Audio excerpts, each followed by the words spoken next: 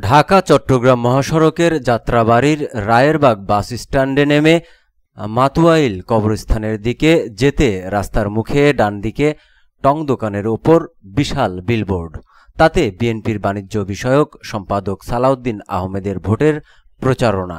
একটু সামনে বাম পাশে ঢাকা মহানগর দক্ষিণ সিটির বিএনপির ভারপ্রাপ্ত আহ্বায়ক নবিউল্লাহ নবীর বিলবোর্ড। জামায়াতে ইসলামীর প্রার্থী মোহাম্মদ কামাল হোসেনের প্রচারণাও কম নয়। রাজধানীর অন্যতম প্রবেশপথ হিসেবে পরিচিত ঢাকা ৫ আসনের অলিতে গলিতে এখন জাতীয় সংসদ নির্বাচনের বিভিন্ন রাজনৈতিক দলের মনোনয়ন প্রত্যাশী নেতাদের ব্যানার, ফেস্টুন ও বিলবোর্ড ছেয়ে গেছে।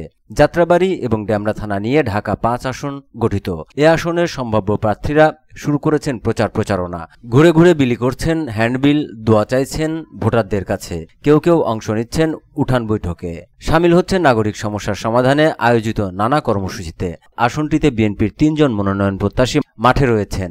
দলটির বাণিজ্য বিষয়ক সম্পাদক ও সাবেক সংসদ সদস্য সালাউদ্দিন আহমেদ, ঢাকা মহানগর দক্ষিণ বিএনপির ভারপ্রাপ্ত আহ্বায়ক নবিউল্লাহ নবী ও জাকির হোসেন নয়ন।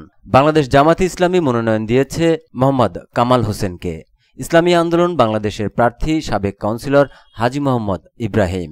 জাতীয় নাগরিক পার্টি এনসিপি থেকে এ আসনে এখনও কাউকে প্রচারণায় নামতে দেখা যায়নি। এছাড়া স্বতন্ত্র প্রার্থী হিসেবে মোহাম্মদ রাশেদুল ইসলামের প্রচারণা চোখে পড়েছে। এ আসনে বাংলাদেশ জামায়াতে ইসলামীর মনোনয়ন পাওয়া প্রার্থী মোহাম্মদ কামাল হোসেন। নির্বাচনী এলাকার বিভিন্ন জায়গায় তার ব্যানার, ফেস্টুন চোখে পড়েছে। তিনিও গণসংযোগ চালিয়ে যাচ্ছেন, লিফলেট বিতরণ করছেন। জুলাই স্পিরিট ধারণ করে মাঠে প্রচারণা চালাচ্ছেন কামাল। বিএনপি ও জামাত ছাড়া ঢাকা ৫ আসনে ইসলামী আন্দোলন বাংলাদেশের প্রার্থী সাবেক কাউন্সিলর হাজী মোহাম্মদ ইব্রাহিম, তিনিও প্রচারণা শুরু করেছেন।